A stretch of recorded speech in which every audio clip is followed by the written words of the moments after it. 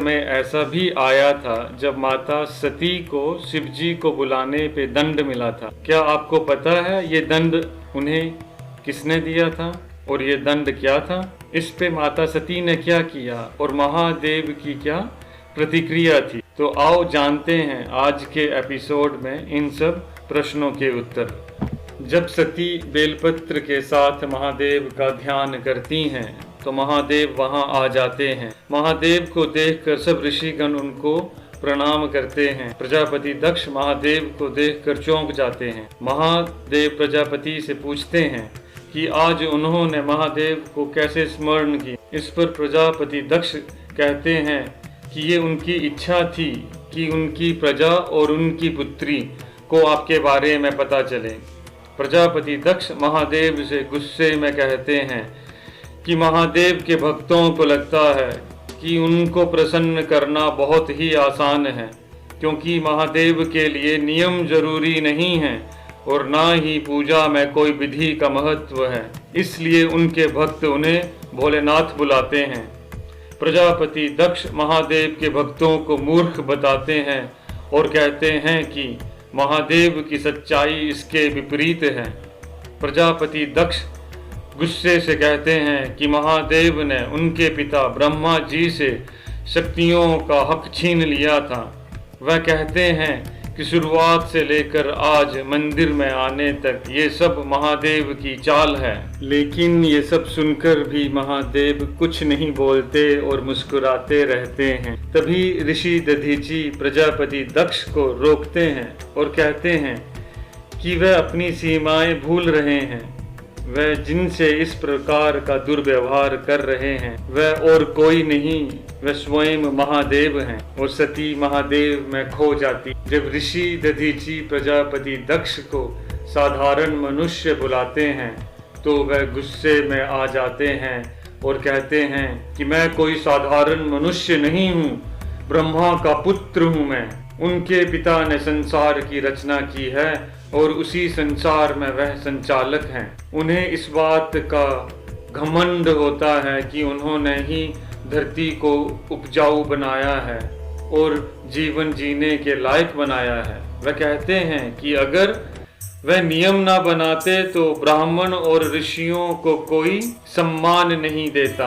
वह खुद को सृष्टि को योग्य संस्कृति के साथ उद्धार करने वाला बताते हैं। तो महादेव प्रजापति दक्ष से पूछते हैं कि ये सब उन्होंने किसके लिए किया, किसके लिए उन्होंने नियम बनाए और धरती को जीवन के लायक बनाया। इन्हीं सब कारणों से ही तो उनका जन्म हुआ है, तो वह ये सब करने के लिए उपकार क्यों जता रहे हैं। महादेव प्रजापति दक्ष को अपने चारों ओर देखने के लिए कहते हैं। वह कहते हैं कि चारों ओर जो पेड़ पौधे हैं, सूरज है, मिट्टी है, पशु पक्षी हैं, ये सब भी संसार को चलाने में अपना योगदान दे रहे हैं और कभी किसी पर अपना एहसान नहीं जताते। महादेव प्रजापति दक्ष को समझाते हैं कि हमें अपने प्रश्नों के उत्तर जानने के लिए अपने अंदर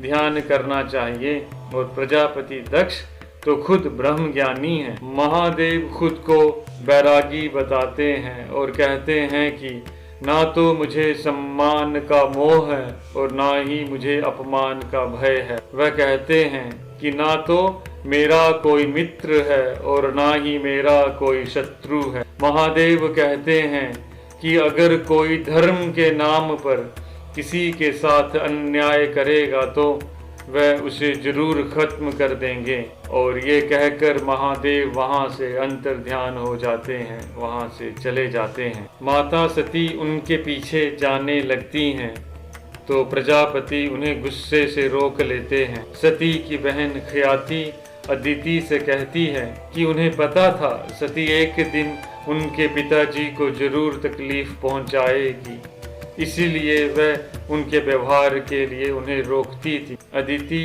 ख्याति से कहती है कि सती ने शिवलिंग वहां पर गलती से रख दिया था, पर इस पर ख्याति कहती है कि जिस बात से पिताजी को दुख पहुंचे वह गलती नहीं पाप है।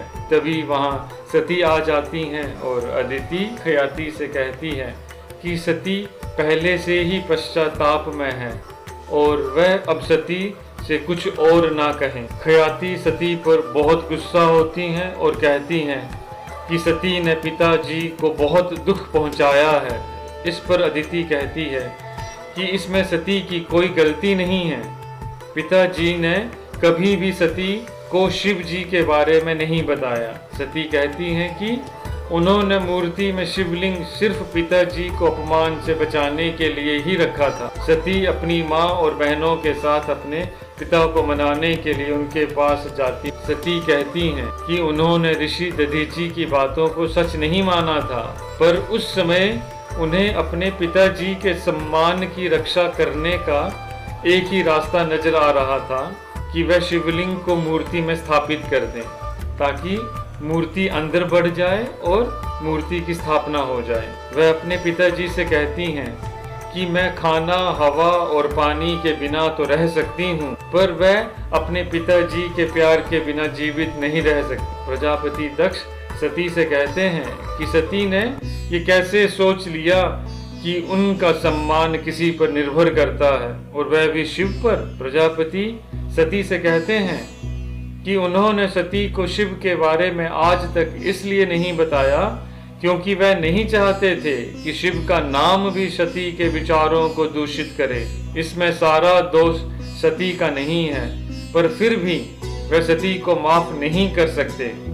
सती प्रजापति से कहती हैं कि वह पश्चाताप करना चाहती हैं और प्रजापति से दंड मांगती। प्रजापति सती को 7 दिन तक खाना न खाने की सजा देते हैं और कमल के 1,00,000 फूलों पर विष्णु जी का नाम लिखने के लिए बोलते हैं। प्रजापति दक्ष सती को शिव जी के सब विचारों को अपने मन से निकालने के लिए भी कहते हैं। सती दंड को स्वीकार कर लेती हैं और अपने पिताजी से कहती हैं कि वह कभी भी अपने पिताजी को निराश नहीं करेंगी। तो ये एपिसोड साथियों यहीं पे हम खत्म करते हैं। तो आपका बहुत धन्यवाद हमारे साथ बने रहने के लिए और अपना प्यार हमें देने। अगर आपने अभी तक हमारे चैनल को सब्सक्राइब नहीं किया है तो प्लीज़ अभी सब्सक्राइब कर दें, बेल आइकन दबा दें और वीडियो को लाइक करें, शेयर करें और कमेंट करके ज़रूर बताएं कि ये वीडियो आपको